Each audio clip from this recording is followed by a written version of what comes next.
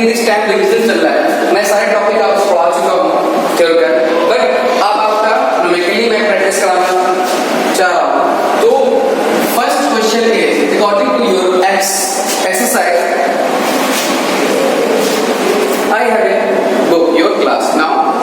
According to exercise, first question is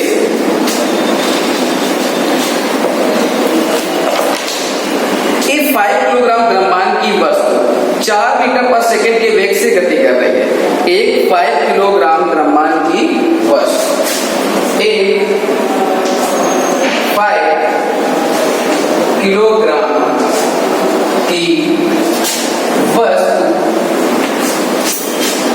वस्तु 4 metre पर second 4 metre प्रति सेकेंड के वेग से गति कर रही है।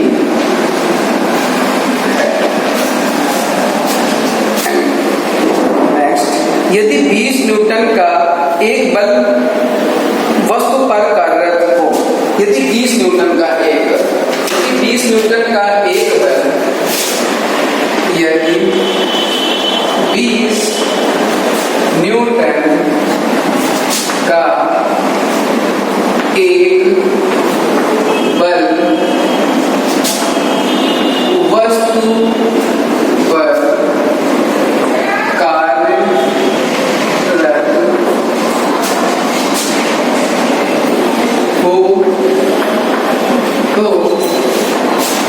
कार्यरत हो तो 3 सेकंड बाद उसका वेग क्या होगा? तो 3 सेकंड बाद उसका वेग क्या होगा? This question is very important. First of all, हम ये समझेंगे कि क्वेश्चन क्या है। एक 5 किलोग्राम की वस्तु 4 मीटर पर सेकंड के वेग से गति कर रही है। एक वस्तु है जो 4 मीटर पर सेकंड के वेग से क्या कर रही है? गति कर रही है। क्या कर रही है? गति कर रही है। तो हम मान लेते हैं जो एक वस्तु है वो हमारे पास ये है, ये हमारे पास एक वस्तु है, मान लिया, जिसका द्रव्यमान कितना है? According to question 5 kilogram. इस वस्तु के पास जो द्रव्यमान है वो कितना है? 5 किलोग्राम। इसका जो वेग है 4 मीटर पर सेकंड के वेग से गति कर रहा है। तो इसका मतलब ये इसका प्रारंभिक वेग क्या है? प्रारंभिक वेग। ऑलरेडी उतने वेग से गति कर रहे हैं। प्रारंभिक वेग को हम किससे डिनोट करते हैं? u से। कितना है हमारा? 4 मीटर पर सेकंड।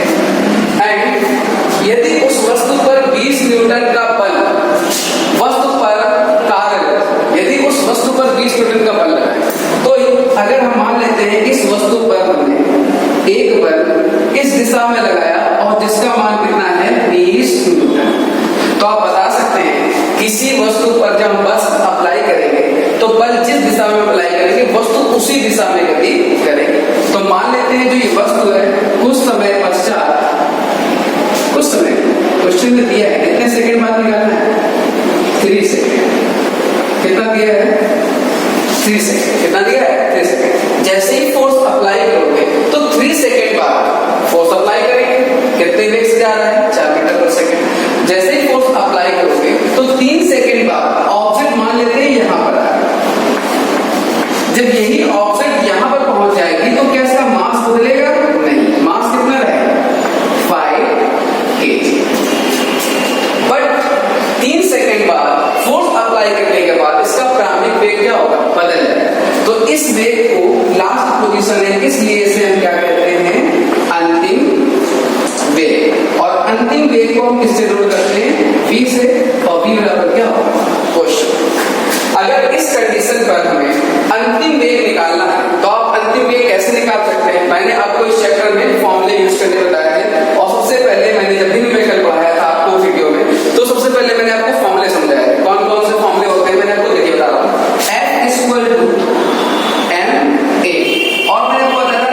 फॉर्मूला क्या होता है, v माइनस का u by t. Then a की वैल्यू को आप पुट कर देते हैं तो फोर्स का बेटा फॉर्मूला बन जाएगा m ब्रैकेट में एक जगह क्या रख दोगे, v minus u by T. Now तो आपको ऐसे करना है तो आप ऐसे भी कर सकते हैं। देन आप अकॉर्डिंग टू क्वेश्चन करेंगे और अपने आप से सॉल्व करते हैं। तो देखिए अगर हमें अंतिम पोजीशन पर अंतिम वेग निकालना है तो सबसे पहले हमें क्या फाइंड करना पड़ेगा, त्वरण। क्या पता करना पड़ेगा, पहले हमें क्या निकालना पड़ेगा, पहले हमें त्वरण की वैल्यू फाइंड करनी होगी। तो हम देखते हैं v है हमें दिया है या हमारे पास वैल्यू प्रश्नानुसार f इक्वल टू कितना दिया है हमको, 20 न्यूटन। एंड प्रारंभिक वेग कितना दिया है हमको, 4 मीटर पर सेकेंड। एंड द्रव्यमान कितना दिया है हमको, 5 kg। और हमसे टाइम कितना दिया है इन्होंने, टाइम हमको दिया है 3 सेकेंड। और हमसे पूछ क्या है, अंतिम वेग मतलब v निकाल। तो सबसे पहले हम क्या निकाल लेते हैं, सबसे पहले इस क्वेश्चन में हम पता करते हैं त्वरण। तो F equal to formula use करते हैं m a। जब यहां से आप a निकालोगे तो हमें मिलेगा F अपॉन m, क्योंकि जो m यहां मल्टीप्लाई कर रहा है इसको ट्रांसफर करोगे तो F अपॉन क्या होगा, m। F upon m equal to a या a equal to F upon m।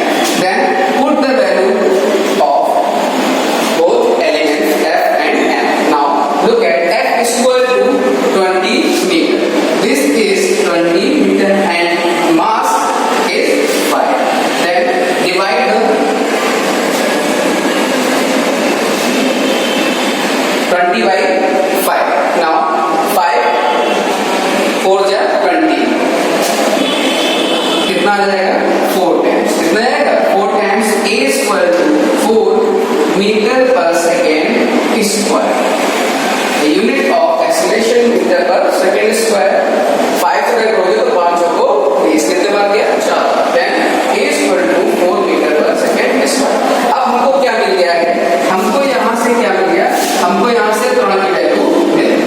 अब त्वरण की वैल्यू मिल गई है तो हम क्या लगाएंगे, a equal to v minus का u अपॉन t। देन हमें क्या पता है, u पता है, t पता है और a नहीं पता था तो हमने f की वैल्यू और m की वैल्यू लेकर क्या पता किया पहले a।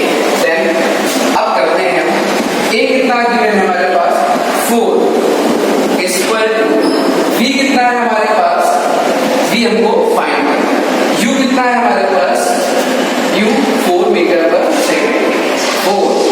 नाउ t कितना है, अभी हमको किसकी वैल्यू निकालनी है, अभी हमको किसकी वैल्यू निकालनी है, v। तो 3 को ट्रांसफर करोगे तो 3 इधर आएगा तो क्या करेगा, मल्टीप्लाई। क्या करेगा, मल्टीप्लाई। तो हमारे पास क्या आ जाएगा बेटा, 4 into 3 equal to v minus का 4। देन 4 3 जा 12 इक्वल टू v माइनस का 4। Then v equal to 12 plus का 4। Then we have v equal to 16 metre पर सेकेंड। नाउ अगर हम 5 किलोग्राम की वस्तु पर 20 न्यूटन का बल लगाएं तो 3 सेकंड बाद उसके पास 16 मीटर पर सेकंड का वेग हो जाएगा, क्योंकि प्रारंभिक वेग उसके पास कितना था, 4 मीटर पर सेकंड। देन सबसे पहले हमको प्रारंभिक वेग दिया था और समय दिया था, अंतिम वेग पूछा था, तो हमें क्या पता होना चाहिए, त्वरण। अगर हमें त्वरण निकालना है तो त्वरण के लिए उसने क्या दे रखा है हमको, F और m। तो F और m को लेकर सबसे पहले हम क्या करेंगे, त्वरण की वैल्यू फाइंड करेंगे। जब एक्सीलरेशन त्वरण की वैल्यू फाइंड हो जाएगी तो हम फॉर्मूला क्या लगाएंगे, a equal to v minus u upon t। फिर इस कंडीशन से हम a की वैल्यू 4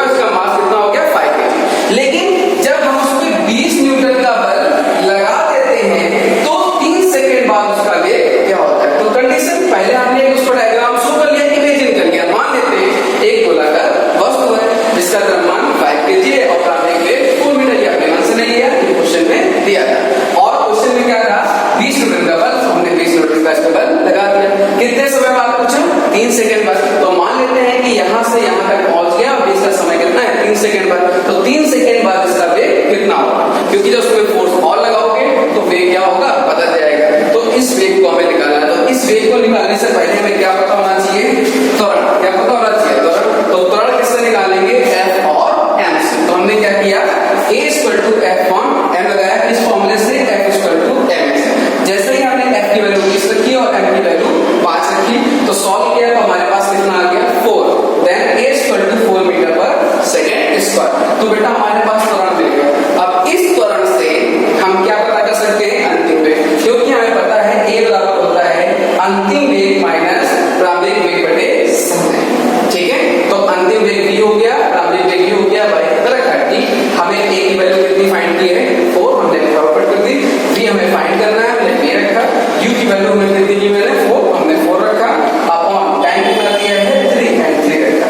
देन जब 3 को ट्रांसफर करेंगे तो क्या होगा 4 × 3 इक्वल टू कौन बचेगा B - 4, देन 4 × 3 क्या होगा product value 4 and 3, then 12। Now B - 4, देन 4 को हम ट्रांसफर करेंगे तो 12 प्लस का 4 इक्वल टू कितना होगा B, तो हमारे पास B = 16 मीटर पर सेकंड क्या होगा 7 हो जाएगा। इस तरीके से आप इस क्वेश्चन को सॉल्व कर सकते हैं।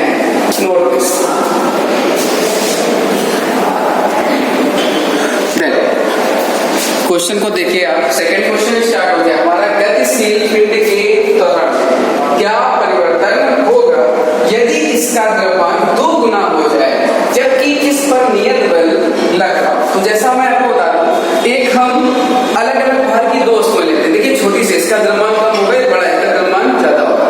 अगर इन दोनों वस्तुओं को हम फेंकते हैं तो फेंकने पर जो हल्की वस्तु होगी और जो एक भारी वस्तु होगी, तो दोनों के त्वरण में क्या होगा परिवर्तन होगा।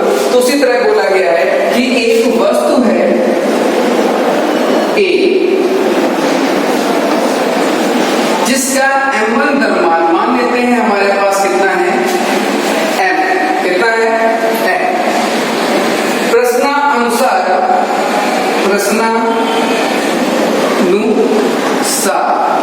जब इसका द्रव्यमान हम 2 गुना कर दें, कितना कर दें 2 गुना इसी वस्तु का, तो मान लेते हैं जब इसका द्रव्यमान m था तो इसके पास त्वरण क्या था हमारे पास A1, कितना था A1, क्योंकि द्रव्यमान तो हमने 2 गुना कर दिया, कितना कर दिया है 2 गुना।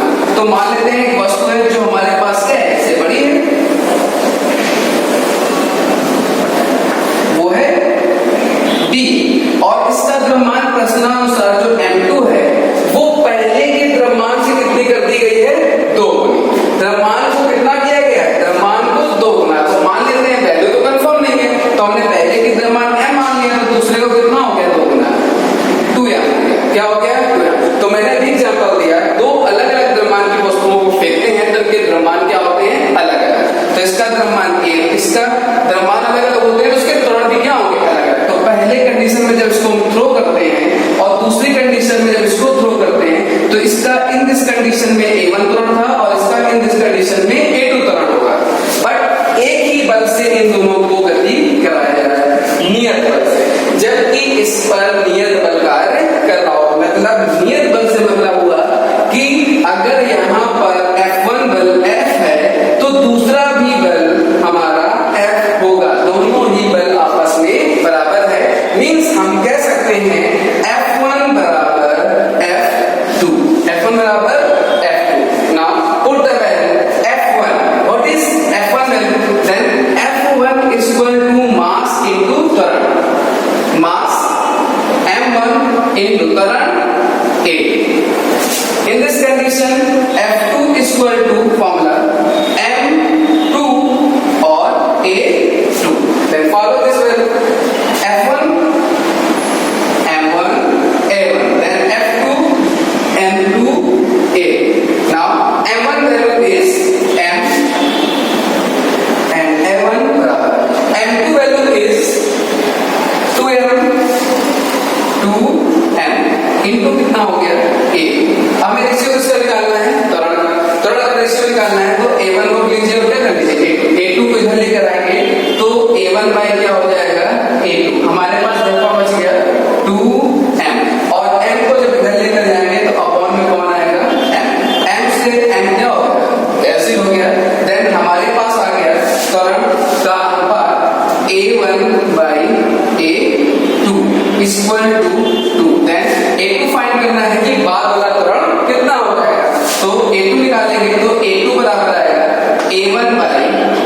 मतलब अगर हम वस्तु का द्रव्यमान बढ़ाएंगे तो हमारा A2 जो होगा वो A1 का क्या हो जाएगा, आधा हो जाएगा।